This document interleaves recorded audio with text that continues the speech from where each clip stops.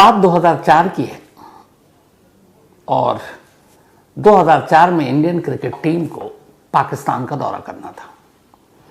ये दौरा मार्च से अप्रैल, शायद 13 मार्च से शुरू होना था और 16 अप्रैल को ख़त्म होना था। इस टूर के दौरान इंडिया को कुल 5 वनडे खेलने थे, ओडीआई और 3 टेस्ट मैच, और एक लंबे वक्त के बाद इंडियन टीम पाकिस्तान जा रही थी। हालांकि जाने से पहले सिक्योरिटी को लेकर बहुत सारे कंसर्न थे।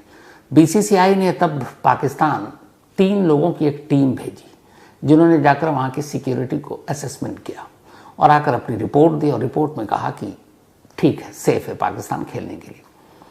इसके बाद Indian cricket team Saurabh Ganguly की कैप्टनशिप में पाकिस्तान पहुंचती है। वाइस कैप्टन थे राहुल द्रविड़। पाकिस्तान टीम की कप्तानी कर रहे थे इंजमामुल हक। ओडीआई से सीरीज शुरू होता है और टेस्ट मैच पे खत्म। पाकिस्तान ओडीआई की सीरीज 3-2 से जीतता है और टेस्ट मैच 2-1 से, यानी हम ओडीआई भी जीते और टेस्ट मैच भी जीते। टेस्ट मैच में बल्कि Virender Sehwag man of the series थे। वो 309 रन की पारी उन्होंने मुल्तान में खेली, जहां से उनका नाम मुल्तान का सुल्तान पड़ा था। खैर, बस ये बता रहा था, मैं क्रिकेट के बारे में नहीं जा रहा हूं। तो ये दोनों सीरीज वनडे और टेस्ट मैच हम जीत कर आए थे। जब 2004 में ये फाइनल हो गया कि मार्च में पाकिस्तान इंडियन टीम जा रही है, तो वो बड़ी खबर थी, क्योंकि तब भी रिश्ते बहुत ठीक थे नहीं। पार्लियामेंट अटैक हो चुका था, उसमें जैश ए मोहम्मद का नाम था, मौलाना मसूद अजहर का नाम आ रहा था। तो उसके 2-3 साल के बाद इंडियन क्रिकेट टीम पाकिस्तान जाए, ये सोचना भी मुश्किल था। लेकिन खैर, फिर भी टीम गई। तो जब टीम गई तो सारे मीडिया वालों में भी अब ये हुआ कि पाकिस्तान टीम जा रही है, तो सारे जर्नलिस्ट जाएंगे, स्पोर्ट्स जर्नलिस्ट। मुझे याद है विकी पाजी ने अपने आप के स्पोर्ट्स तक के हमारे विक्रांत गुप्ता जी, उन्होंने अप्लाई किया। हमारे विनोद शिकारपुरी, वो भी, और भी टीम कैमरामैन, वहाँ से शो भी करना था। हमारे बॉस सुप्रिया प्रसाद जी, वो भी गए। तो मतलब एक बड़ा लश्कर यहाँ से, लाओ लश्कर, वो वाला लश्कर नहीं, टीम। उर्दू में लश्कर का मतलब टीम भी होता है। तो तभी मेरे बॉस ने मुझसे कहा कि एक काम कर, तू भी वीज़ा के लिए अप्लाई कर दे, और पाकिस्तान में क्रिकेट चल ही रहा है और तू पाकिस्तान इस बहाने चलना। अच्छा, एक टेस्ट मैच कराची में भी था, तो ये था कि कराची भी जाएंगे और कराची में लगे हाथ थोड़ा दाऊद इब्राहिम के घर के अंदर झांक लेंगे, मौका मिला तो मैं भी बड़ा खुश कि चलो, ज़िंदगी में कभी गया नहीं, जाने का मौका मिलेगा।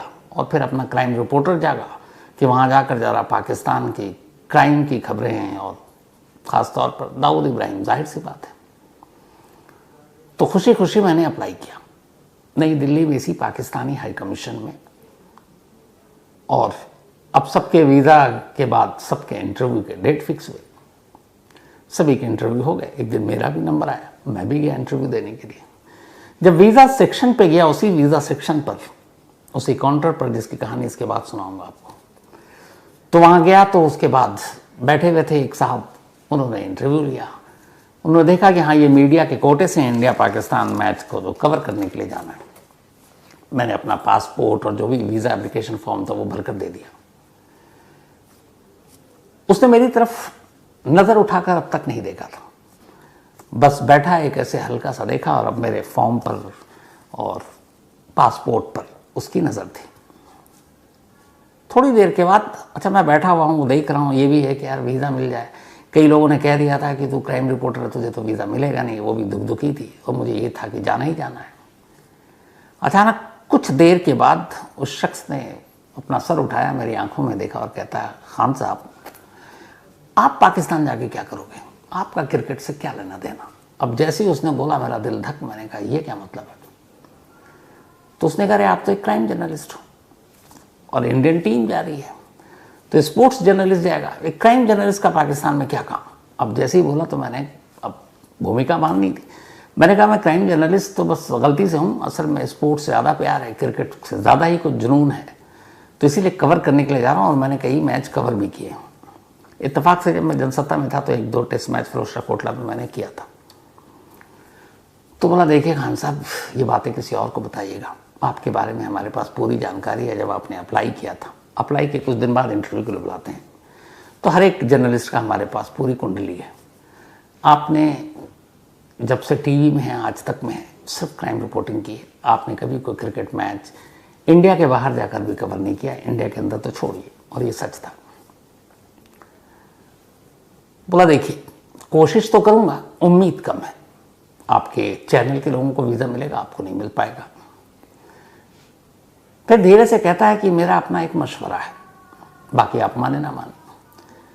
बोला मेरे हाथ में तो है नहीं, लेकिन मैं आपका भेज रहा हूं और मुझे उम्मीद नहीं है कि वीज़ा अप्रूव होगा। 1% को अप्रूव हो गया तो मेरा मशवरा मानिएगा तो आप जाना मत। वहाँ आपको आपका चैनल भी नहीं बचा पाएगा, क्योंकि आप जैसे ही पाकिस्तान में लैंड करेंगे आपके पीछे 2-3 ISI के लोग पहले से होंगे और आप अपनी हरकत से बाज आएंगे नहीं तो आप क्रिकेट के बाद दाएं बाएं, एग्जाम्पल के तौर पर उसने कहा कि कराची के कुछ खास रोड को भी खंगालने की कोशिश करेंगे और आप वैसे ही पकड़े जाएंगे और उसके बाद फिर आप जेल जाएंगे और आपका चैनल भी आपको जेल से नहीं निकाल पाएगा। मैंने शुक्रिया कहा, मैंने कहा फिर भी कोशिश करता हूँ। उसके बाद उसने पहली बार अपना नाम बताया, वो नाम आज भी मुझे याद है। 31 साल हो गए, शाहनवाज। उसने कहा मेरा नाम शाहनवाज है, मैं यहाँ वीज़ा सेक्शन में हूँ, आपको फॉलो करता हूँ, आपके शो टीवी पे देखता हूँ। और तब ये डिजिटल विज़ल तो था नहीं। फिर उसने मुझे अपना नंबर दिया था और बोला ये मेरा ये नंबर है, जो भी अपडेट होगा मैं आपको दूंगा। मैंने वो नंबर अपने मोबाइल में संभाल कर रखा और शायद अगले 10-15 साल तक संभाल कर रखा। अब मेरे 2-3 फ़ोन लास्ट में चेंज हुए, फिर ये भी पता चला हमारे जो फॉरेन मिनिस्ट्री कवर करते हैं उनके ज़रिए कि अब शाहनवाज दिल्ली में है नहीं, किसी और देश में ट्रांसफ़र हो गया। ये लोग 2-4-5 साल रहते हैं। तो फिर मैंने नंबर रखने की कोशिश भी नहीं की। और वैसे भी फिर जो हालात हुए आजकल पता है आपको, नंबर रखना और बात करना वो भी पाकिस्तान से, वो अपने आप में ही बड़ा जोखिम भरा है। तो नंबर मेरे पास 10-15 साल तो रहा, उसके बाद नहीं रहा। बट इस दौरान में 3-4 बार बात हुई और हमेशा मेरी यही थी कि एक बार तो वीज़ा दे दो, कम से कम किसी और चीज़ के लिए, लाहौर में खाना खाने के लिए दे दो। 2 दिन में चला आऊँगा, वाघा बॉर्डर से जाऊँगा बस से और चला आऊँगा। उसका हमेशा ही कहना था। तो ज़िंदगी में कभी कोशिश मत कीजिएगा पाकिस्तान जाने की, ये आपके भले के लिए कह रहा हूँ। ये बात 21 साल पुरानी है। आज वो सारी चीज़ें, वो पाकिस्तानी उच्चायोग का वीज़ा सेक्शन सब मेरी नज़रों के सामने घूम रहा है और मुझे एक एक कोना याद है उस वीज़ा सेक्शन में कहाँ कौन क्या बैठा था। नाम सबके पता नहीं, नाम भी एक ही शख्स का।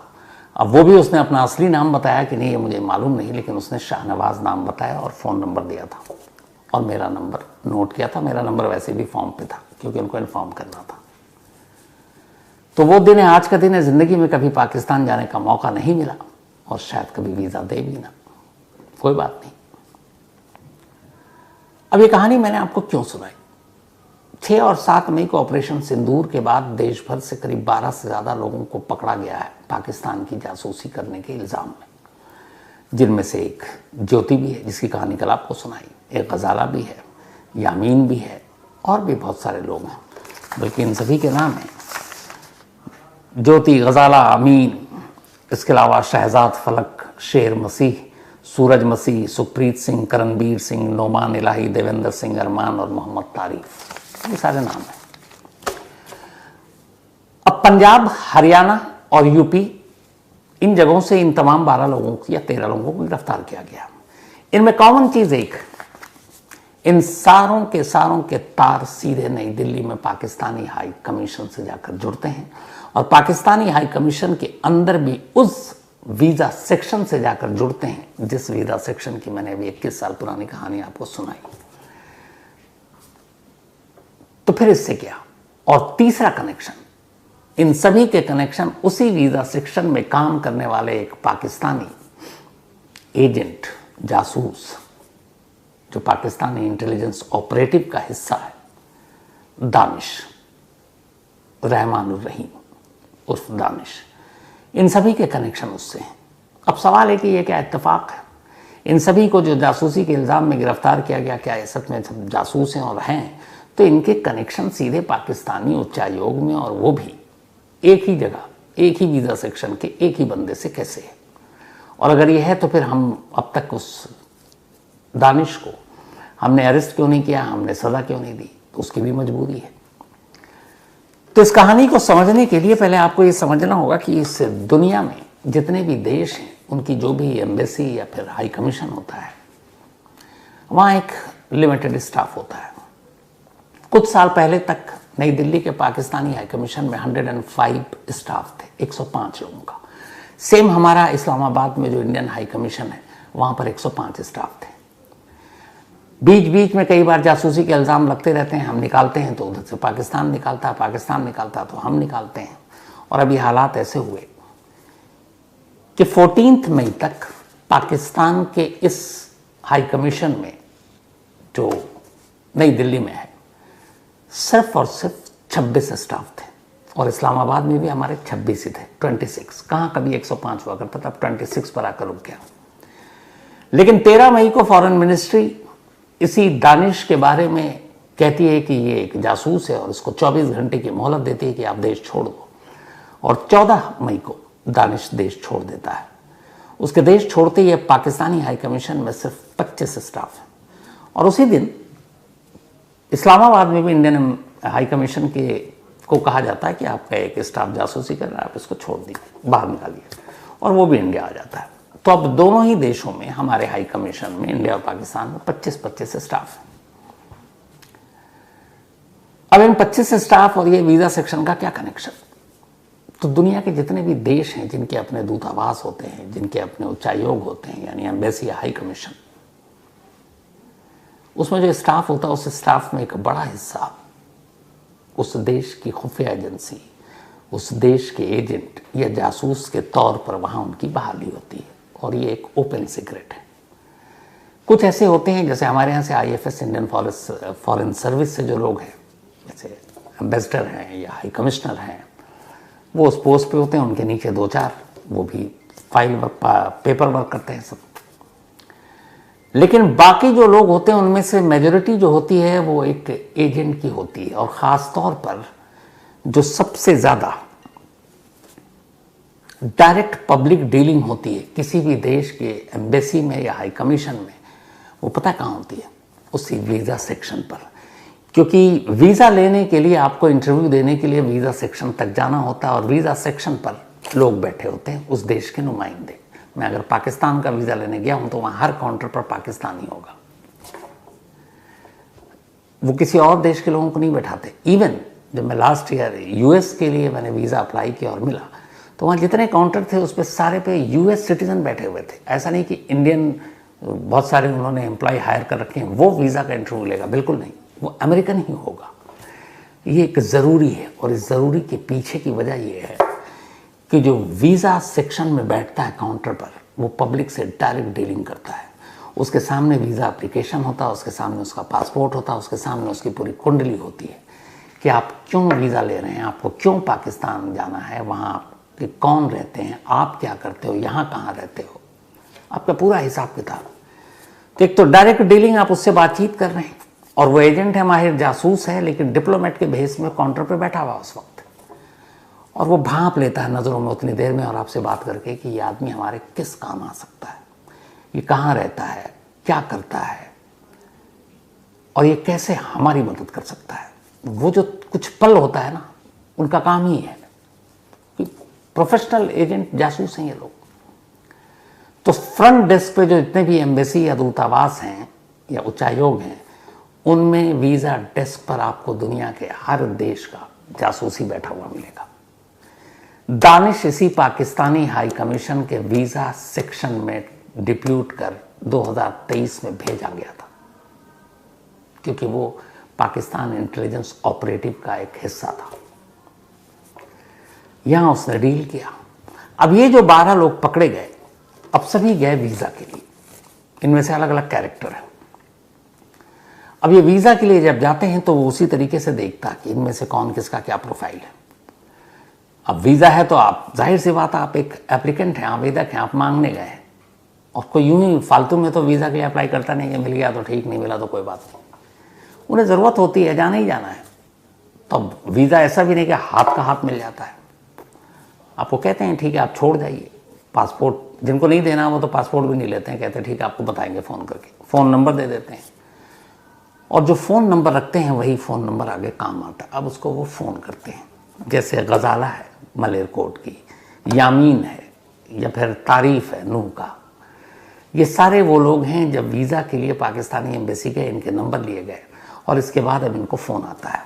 दानिश पहले गजाला को फ़ोन करता है, गजाला से कहता है कि तुम मुझे अच्छी लगी। गजाला की कहानी ये है कि वो जवानी में विधवा हो गई। 2020 में उसके हस्बैंड की हार्ट अटैक से मौत हो गई। मलेरकोटला की रहने वाली, पाकिस्तान में रिलेटिव रहते हैं, उसको पाकिस्तान जाना था।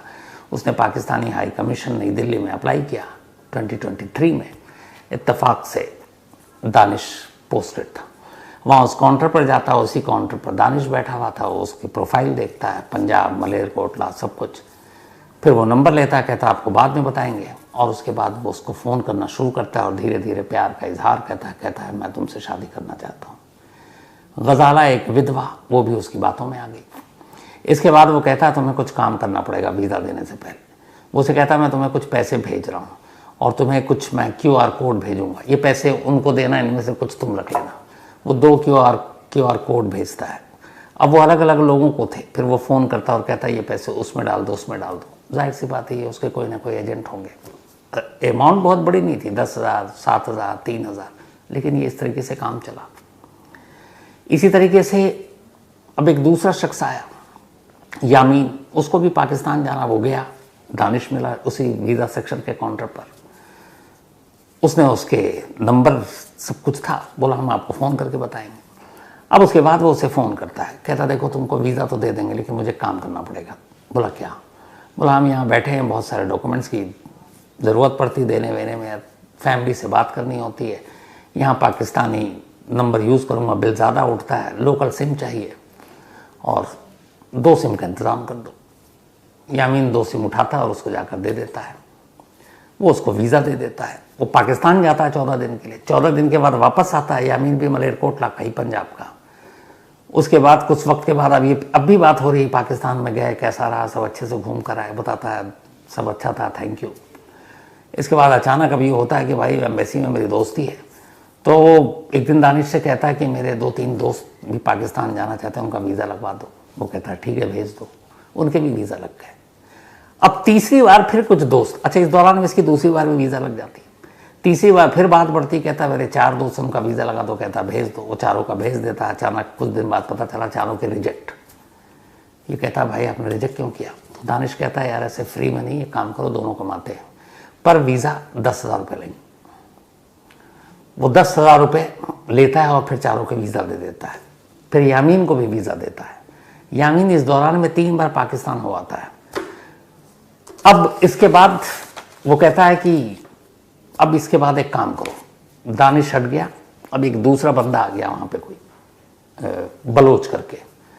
उसने कहा यार वीज़ा तो तुम्हें देंगे, तुम्हारे दोस्तों को भी देंगे, अब सिम विम तो नहीं चाहिए, तुम हिसार एयरबेस की कुछ तस्वीरें या जानकारी भेज दो। ये लास्ट था। इसी तरीके से जितने लोग वीज़ा के लिए गए, उस वीज़ा के नाम पर कि वीज़ा मिलेगी, उनको ज़रूरत थी और वो उनको फांसता गया और इस तरीके से एक नेटवर्क बनाया। 12 पकड़े गए हैं अभी और न मालूम कितने हैं, लेकिन इन सब के तार दानिश से जाकर जुड़े। अब दानिश का जब पोल खुला तो वो कैसे खुला? जब 6 और 7 मई के ऑपरेशन सिंदूर हुआ, उसके बाद देश भर की खुफिया एजेंसियों और स्टेट की पुलिस को कहा गया कि आप अलर्ट रहो क्योंकि पाकिस्तान पलटवार करेगा। तो एक तो उनके पाकिस्तान के नेटवर्क, यहाँ स्लीपर सेल और बाकी उन सब पे आप नज़र रखो कि आपके कौन कौन से इलाके में पाकिस्तानी जासूस या इस तरह के लोग एक्टिव हैं। खुफिया एजेंसियाँ भी लगी हुई थी।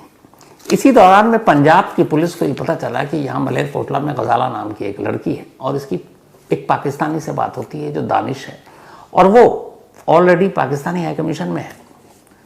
अब उस गजाला को ट्रैप किया गया, उसके नंबर निकाले गए। तो गजाला के नंबर से फिर यामीन के मिले, फिर शरीफ के मिले, फिर एक करतार के मिले। इस तरीके से कुछ मिलते गए। अब उन नंबरों को जब खंगाला गया रडार पर रखकर, तो फिर उनमें से ज्योति के नंबर मिले, फिर कुछ और लोगों के मिले। तो जब ये सारी जानकारी मिली तो इसके बाद फिर सेंट्रल एजेंसी को बताया गया। सेंट्रल एजेंसी को जब ये पता चला कि इतने लोगों के साथ दानिश संपर्क में है, तो फिर पुख्ता सबूत हाथ आते ही 13 मई को पाकिस्तानी उच्चायोग को कहा गया कि आपका ये स्टाफ जासूसी में इन्वॉल्व है, 24 घंटे दे रहा हूँ, उसको भेज दीजिए। और 14 मई को वो चला गया। इसके बाद इन सबको एक एक कर गिरफ्तार किया गया। अब इन सभी से ये जानकारी ली जा रही है कि इन लोगों ने क्या क्या ऐसे डॉक्यूमेंट्स दिए हैं। हालांकि सुरक्षा व्यवस्था से जुड़ी कोई ऐसी चीज़, जो ऐसी क्लासिफाइड इंफॉर्मेशन, चाहे वो पंजाब पुलिस हो या हरियाणा पुलिस हो, अभी तक इनकी जानकारी में नहीं आई। लेकिन दानिश के साथ इन सब के कनेक्शन साबित हो चुके हैं। अब सवाल ये है कि एक ऐसा बंदा दानिश जो पाकिस्तानी हाई कमीशन में बैठा हुआ हिंदुस्तान में वीज़ा के लिए आने वाले लोगों को अपने जासूसी के काम में इस्तेमाल करना चाहता है, उस दानिश को गिरफ्तार करने की बजाय पाकिस्तान 24 घंटे के अंदर क्यों भेज दिया गया? बहुत सारे लोगों के सवाल है। कई लोगों ने तो मेल में भी लिखा है, अब तक फैमिली मेम्बर ने। तो असल में इसकी एक वजह है, एक इंटरनेशनल बंदिश। वो ये है कि जितने भी जासूस हैं वो जासूस के रोल में तो नहीं आते। हमारे यहाँ जो रॉ के लोग काम करते हैं पाकिस्तान में, वो रॉ एजेंट की हैसियत से नहीं जा सकते। जितने जासूस हैं वो जासूस बनकर देश में किसी में दाखिल नहीं होते, या वो जासूस हैं और किसी और नाम से आए, जैसे किसी भी वीज़ा पे, टूरिस्ट वीज़ा पे आ जाए, आपको 1 महीने का 14 दिन का वीज़ा मिलेगा, उसके बाद जाना पड़ेगा। तो उसके बाद आप क्या करेंगे? तो इसीलिए सबसे बेस्ट और सेफ रास्ता ये होता है कि दुनिया की जितनी भी एम्बेसी है, दूतावास या हाई कमीशन यानी उच्चायोग, वहाँ पे स्टाफ की ज़रूरत होती है। तो कुल मिलाकर कुछ स्टाफ तो होते हैं जो सच में एक एम्बेसडर या हाई कमिश्नर के तौर पर उनका काम में जिम्मेदारी है दो देशों के बीच राब्ता कायम करना, उनके बीच जो भी मसले हैं बात करना। बाकी लोगों को खपाया जाता है एजेंट के जरिए। दुनिया का हर देश ये काम करता है कि उनके एम्बेसी में या उच्चायोग में एजेंट डिप्लोमेट के भेस में होते हैं। अब डिप्लोमेट के भेस में क्यों होते हैं? इसलिए कि अगर वो कोई क्राइम करते हुए उस देश में पकड़े भी जाएं, भांडा भी फूट जाए, तो आप उनको उस देश के कानून के हिसाब से सज़ा नहीं दे सकते। आप ज़्यादा से ज़्यादा ये कर सकते हैं कि उन्हें उनके देश को वापस भेज दीजिए, बस यही सज़ा हो सकती है। यही वजह है कि दानिश हिसार में जो ज्योति मल्होत्रा की FIR दर्ज हुई है 16 मई को, उसमें दानिश का नाम है और FIR में दर्ज होने का मतलब होता वांटेड है वो। लेकिन दानिश को गिरफ्तार करके यहाँ की अदालतों में उसके खिलाफ मुकदमा हम चला ही नहीं सकते। क्यों? क्योंकि वो एक डिप्लोमेट के उस सर्किल के अंदर बंद कर यहाँ भेजा गया था, तो हम उस पर हाथ नहीं डाल सकते।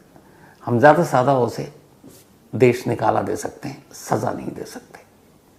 तो इसी डिप्लोमेसी और इसी का फ़ायदा उठाकर दुनिया का हर देश अपने जासूसों को उसी के नकाब पहनाकर उसी की आड़ में अपने अपने दूतावासों में जासूसी के लिए भेज देता है। और फ्रंट डोर पे जो जासूसी होती है वो उस वीज़ा सेक्शन से होती है, जिसका 21 साल पहले मैं खुद एक विटनेस था। तो ये थी आज की कहानी।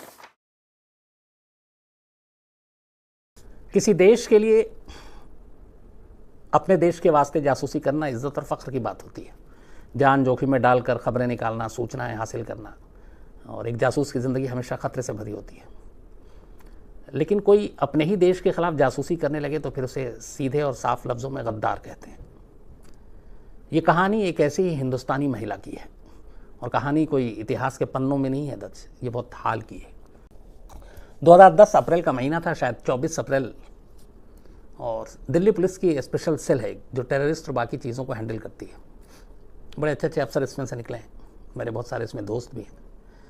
तो स्पेशल सेल को एक केस दिया गया था ऊपर से, और कहा गया था कि आप दिल्ली इंटरनेशनल एयरपोर्ट पहुंचिए, इंदिरा गांधी इंटरनेशनल एयरपोर्ट, और वहाँ से आपको एक लेडी आ रही है, उनको अरेस्ट करना है। स्पेशल सेल की टीम वहाँ पहुँचती है, एयरपोर्ट से एक लेडी बाहर निकलती हैं, उनके पास ऑलरेडी डिप्लोमेटिक पासपोर्ट था।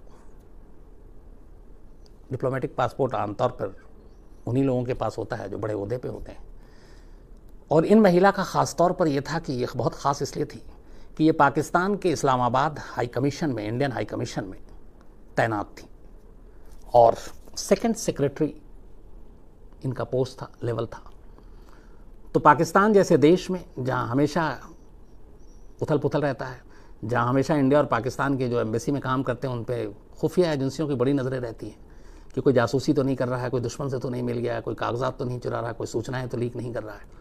तो इन दो जगहों पे, चाहे पाकिस्तान की एम्बेसी में इंडिया में जब पोस्टिंग होती है तो पाकिस्तान भी बड़ी नज़र रखता है अपने उन तमाम स्टाफ पे। इसी तरह से इंडिया की भी जब पाकिस्तान में पोस्टिंग होती है, जो लोग वहाँ काम करते हैं पाकिस्तान की एम्बेसी में, हमारी खुफिया एजेंसी और हमारी विदेश मंत्रालय, चूँकि एम्बेसी के स्टाफ तमाम जो हैं वो फॉरेन मिनिस्ट्री के अंडर में आते हैं, विदेश मंत्रालय, तो उनकी बड़ी नज़र होती है, रॉ की बड़ी नज़र होती है कि हमारा कोई स्टाफ मिल तो नहीं गया, दुश्मनों ने अपने जाल में तो नहीं फंसा लिया। तो इस्लामाबाद के इंडियन एम्बेसी में तैनात एक लेडी 24 अप्रैल 2010 को इंदिरा गांधी इंटरनेशनल एयरपोर्ट से बाहर आती हैं। जैसे ही बाहर आती हैं उन्हें बड़ी हैरानी होती है, क्योंकि बाहर आने के बाद अचानक सादी वर्दी में दिल्ली पुलिस की स्पेशल सेल के लोग उन्हें घेर लेते हैं, बाहर लेकर आते हैं, गाड़ी में बिठाते हैं और सीधे लोधी कॉलोनी स्पेशल सेल के दफ्तर ले जाते हैं। तब तक उन महिला को पता भी नहीं था कि उनके साथ क्या हो रहा है। वो बता रही हैं कि मैं फॉरेन मिनिस्ट्री में काम करती हूँ, इंडियन हाई कमीशन में हूँ, सेकंड सेक्रेटरी हूँ, बट कोई जवाब नहीं दिया जाता है। स्पेशल सेल के दफ्तर लाया जाता है और इसके बाद उन्हें बताया जाता है पहली बार कि आपको यहाँ क्यों लाया गया। उनके पास से कुछ बैग में जो सामान था उसमें तलाशी ली जाती है, 7 पेपर निकलते हैं। वो पेपर वो थे जो उनके उस काम के हिसाब से उनके पास नहीं होने चाहिए थे, वो कुछ खुफिया डॉक्यूमेंट्स थे और जो उनका पेशा था वहाँ पे उस हिसाब से उनको अपने साथ लेके वो ट्रैवल भी नहीं करना चाहिए था। इन लेडी का नाम था माधुरी गुप्ता, उम्र 53 साल, 53, 2010 में, अब 63 होगी। और इनके ऊपर इल्ज़ाम जो उनको सुनाया गया उस वक्त, वो कहा गया कि आप पे इल्ज़ाम है कि आप पाकिस्तान के लिए जासूसी करती थी। इसके बाद इनको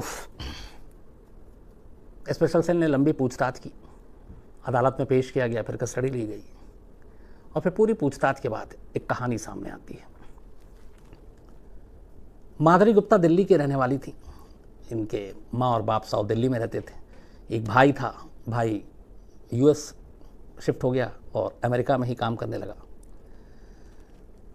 ये यहीं थी, पढ़ाई लिखाई में तेज़, जासूस बनने का शौक़ था, लेकिन जासूस बन नहीं पाई। फॉरेन मिनिस्ट्री में नौकरी लगी, उसके बाद ये दिल्ली में रही पहले और दिल्ली में इन्होंने काफ़ी काम किया। दिल्ली के अलावा फिर ये बगदाद गई, बगदाद के अलावा कुआलालंपुर गई और ऐसी कई जगह पे इनकी पोस्टिंग हुई।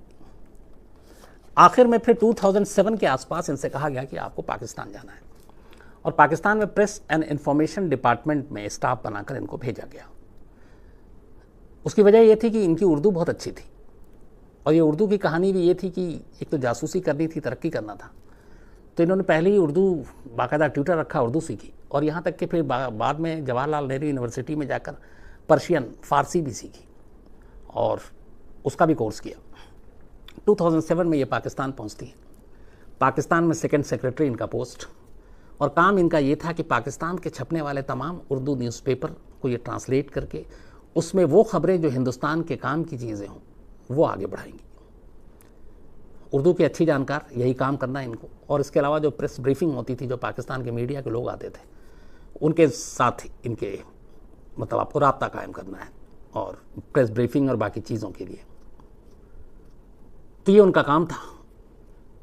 बट ये शुरू से चाहती थी कि इनको एक जासूस के तौर पर रखा जाए, वो पूरा नहीं हुआ मकसद। तो वहाँ पे अब उर्दू अखबारों के ट्रांसलेशन से काम शुरू करती हैं और धीरे धीरे फिर प्रेस ब्रीफिंग के ज़रिए पाकिस्तान के मीडिया के से इनका संबंध बनता है, जान पहचान होती है। ख़ास बात ये थी कि इनको महंगे परफ्यूम, अच्छी ड्रेसिंग, कपड़े महंगे, ये सारी चीज़ों का बड़ा शौक़ था और इसी वजह से पाकिस्तान मीडिया के ज़रिए कुछ पाकिस्तानी खुफिया एजेंसी के लोगों की इन नज़रों में आई। और हमेशा हर देश में जो इस तरह के एम्बेसी में लोग होते हैं उनमें एक तरह से घुसपैठ के लिए लोग ढूंढते हैं किसी कमज़ोर कड़ी को। तो जिस तरीके से बेतकल्लुफ़ी से बातें करना और फिर ये लोगों से घुलना मिलना जल्दी शुरू किया माधुरी गुप्ता ने, ये बात पाकिस्तानी खुफिया एजेंसी तक पहुंची और कहा कि एक कमज़ोर कड़ी है, अगर इसको शीशे में उतारा जाए तो काम बन सकता है। दूसरा, उनके ज़रिए जब उनकी मुखबरी शुरू की पाकिस्तानी अथॉरिटी ने, तो पता चला कि वो शॉपिंग और इन सब चीज़ों के बड़ी शौकीन, पैसों की बड़ी ज़रूरत, क्योंकि ख्वाहिशें बड़ी थी। तो ये सारी चीज़ें वो थी कि जिसके ज़रिए आप किसी को जाल में फांस सकते हैं। इसी के बाद पाकिस्तान सीक्रेट सर्विसेज ने इंडियन एम्बेसी में घुसपैठ के लिए माधुरी गुप्ता को निशाना बनाने का फ़ैसला किया।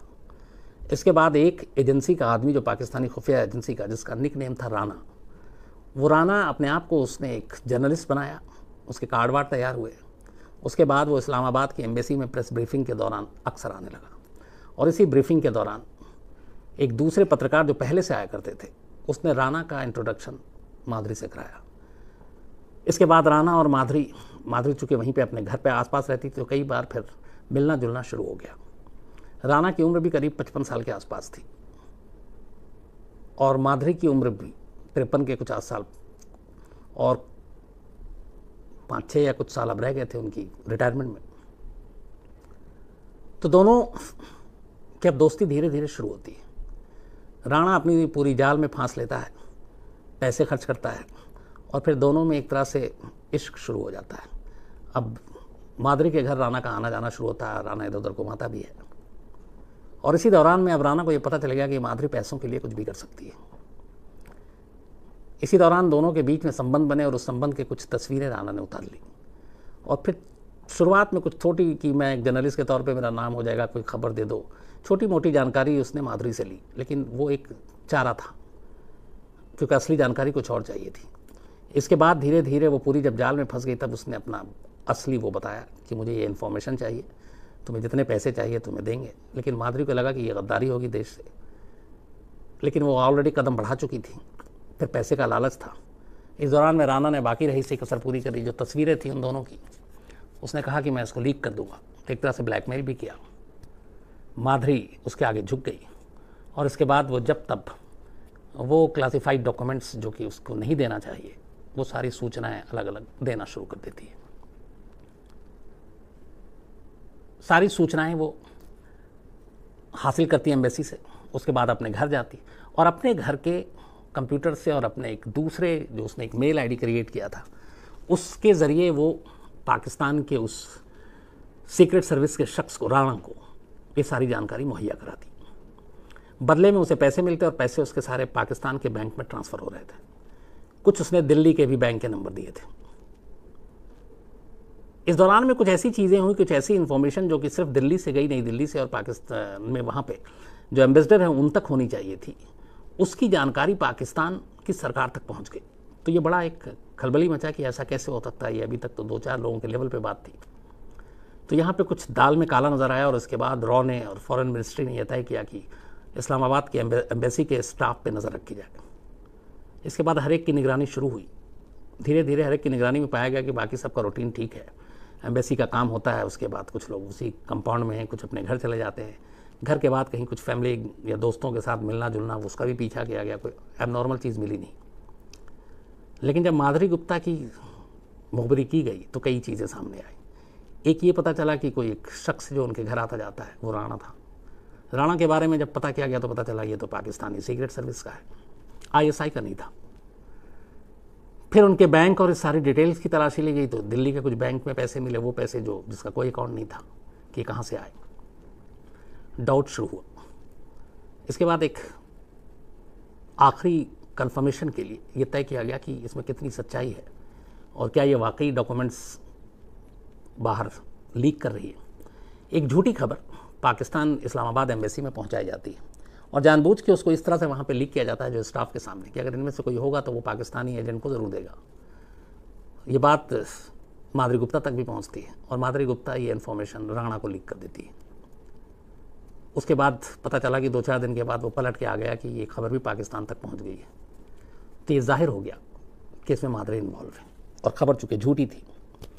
इसी के बाद तय हुआ कि अब माधुरी को पूछताछ करनी चाहिए। लेकिन ये था एक इशू कि माधुरी को पाकिस्तान में अगर एम्बेसी में ही पता चल गया कि उसके ऊपर शक है और वो पाकिस्तान के लिए जासूसी कर रही है, हमें पता चल गया है, तो फिर एक झमेला और बखेड़ा खड़ा हो जाएगा।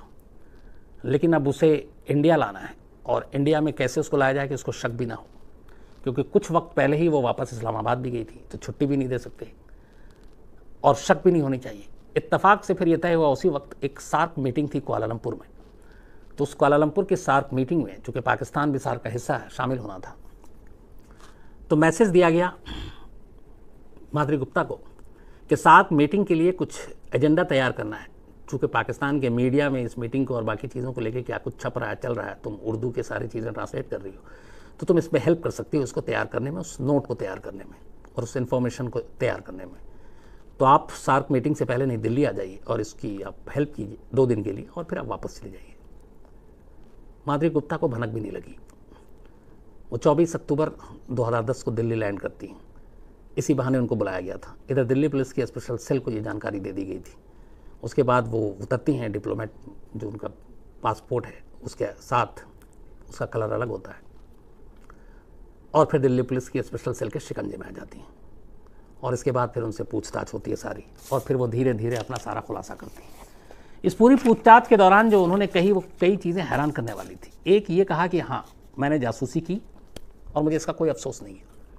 मैं ये जासूसी अपने जो सीनियर अफसर उनको सबक सिखाने के लिए करती थी, इसलिए कि वो लोग नाकाबिल हैं, वो कामचोर हैं, उनको काम नहीं आता, और जो हम लोग मेहनत करते हैं वो दिल्ली में, नई दिल्ली में सरकारों के आगे रख कर, बेच कर, और वाहवाही वो लोग लूट लेते हैं, और हम सारी मेहनत हमारी बर्बाद हो जाती है।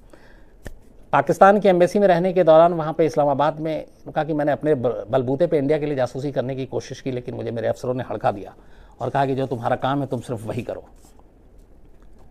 माना कि हाँ, मैंने डील के लिए पैसे लिए और ये सब कुछ, लेकिन मैंने वो किया क्योंकि मुझे बदला लेना था अपने सीनियर अफसरों से, क्योंकि वो मुझे जासूसी करने नहीं दे रहे थे, और इसके अलावा मुझे आगे पोस्टिंग अच्छी जगह और चाहिए थी, यूएस में, इसके अलावा इंग्लैंड में, लेकिन मुझे वो पोस्टिंग भी नहीं मिल रही थी। सारी चीज़ें हुई। इसके बाद जो सबसे ख़तरनाक बात आई सामने वो ये आई कि उसी वक्त 26 से 11 उससे पहले हो चुका था, और लगातार भारत सरकार डोजियर पे डोजियर पाकिस्तान को दे रहा था, और हाफिज़ सईद और तमाम लोगों के ख़िलाफ़ वहाँ पे मुकदमा इंटरनेशनल में भी ये इशू उठ रहा था। तो उसको लेके जो भी हमारी तैयारी और मांग होती थी वो भी पाकिस्तान को पहले से पता चल जाती थी। तो माधुरी गुप्ता के ऊपर बाकी जितने जो कॉन्फिडेंशियल डॉक्यूमेंट्स थे वो देने के साथ साथ जो इल्ज़ाम तो लगे, क्योंकि उसमें ये भी था कि 26 से 11 से रिलेटेड जितने भी केस थे, और इंडियन गवर्नमेंट की जो पॉलिसी थी या कुछ उस पर प्लानिंग थी कि कैसे पाकिस्तान को घेरना है, कैसे वहाँ की अदालतों में ये सारी चीज़ें देनी है, क्योंकि वहाँ अदालत में ही मुकदमा दर्ज हुआ था, उसको लेके 26 से 11 और ख़ासतौर पर कसाब माधुरी गुप्ता ने राणा को बहुत सारी जानकारी लीक कर दी थी, और इसका भी काफ़ी नुकसान हुआ था। तो ये सारी चीज़ें बाद में उनके सारे ईमेल्स, ये सारी जो जानकारी दी थी उसको खंगाला किया, और आखिर में ये पाया गया कि हाँ, माधुरी गुप्ता ने हिंदुस्तानी होते हुए पाकिस्तान के इस्लामाबाद के एम्बेसी में काम करते हुए पाकिस्तान के लिए जासूसी की, और इसके वजह थी एक ये थी कि उनको पैसे चाहिए था, और दूसरा ये कि जासूसी का जो शौक़ था वो जासूसी का पूरा नहीं कर पाई, तो इसके ज़रिए वो हालांकि देशद्रोह और गद्दारी का तमगा लेकर ये काम किया। और तीसरा ये कि अपने सीनियर अफसरों को सबक सिखाना चाहती थी। तो ऐसे बहुत सारे केसेस हैं जिसमें आप जासूसी के लिए बड़ा गर्व महसूस होता है, लेकिन जब आप अपने ही देश के ख़िलाफ़ जासूसी करने लगे तो वो गद्दारी की कैटेगरी में आता है। तो हाल के ज़माने में, हाल के दिनों में अगर हम देखें तो एक महिला जिसका एक लंबा करियर था, 53 साल की उम्र, करीब 20-25 साल से ज़्यादा फॉरेन मिनिस्ट्री में गुजार दी, अलग अलग देशों में काम किया, काबुल गई, बगदाद गई, दिल्ली में रही, और ये भी कहते हैं कि शायद अगर ये इस्लामाबाद का अगर उनका टेन्योर पूरा हो जाता तो उसके बाद उन्हें लंदन या यूएस भेजने की भी बात आ रही थी, क्योंकि अपने काम में माहिर और हरफन मौला थी, इसमें कोई शक नहीं था, लेकिन ख्वाहिशें और बाकी चीज़ें बहुत ज़्यादा थीं, और इसी लालच में फिर ऐसा हुआ कि इज़्ज़त भी गई, नाम भी गया, गद्दारी का तोहमत अलग लगा। तो ये थी कहानी एक ऐसी जासूस की जिसने दुश्मन मुल्क के लिए जासूसी की अपने देश के ख़िलाफ़। कहानी में आज इतना ही। कल आपसे फिर मुलाकात होगी रात 9 बजे किसी नई कहानी के साथ। कोशिश यही है मेरी कि अगर जब तक रिया और सुशांत केस में कोई ऐसी खबर ना हो जो आप तक पहुंचाना चाहिए, या इनसाइड स्टोरी ना हो जो आपको बतानी चाहिए, तो तब तक कहानी का सिलसिला कुछ वापस जैसे पहले था वैसे ही होगा। तो कल भी कोई नई कहानी होगी। अपना ख्याल रखिएगा, अपनों का ख्याल रखिएगा। Thank you very much.